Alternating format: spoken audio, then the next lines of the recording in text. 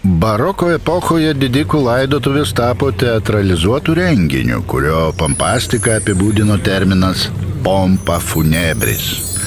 Šarvojant mirusįjį būdavo įrengiamas puošnus statinys castrum doloris, kurio puošyboje akcentuojami giminės ir mirusiojo nuopelnai, pareigos, turtai, dorybės. Prabangių laidotuvių metu buvo sakomi ilgi pamokslai, šaudoma iš patrankų, į bažnyčią atvedami mirusiojo žirgai.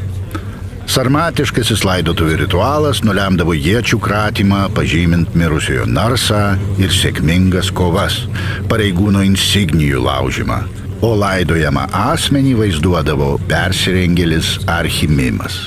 Kartais pamaldus didikai testamente prašydavo kuklių laidotuvių.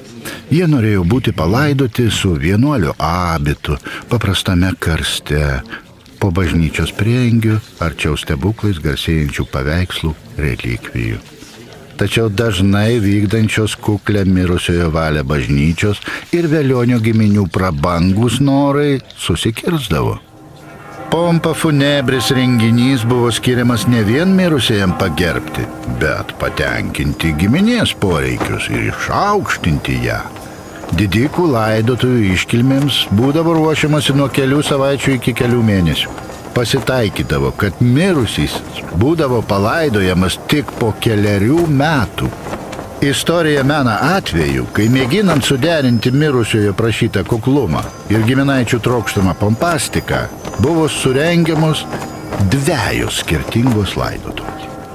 Palaidojus kukliai buvo laidojama iškilmingai. Kelias dienas rengiamos eisenos, procesijos, iškilmingos mišios iki vėlumos ir prabangus gedulingi pietūs.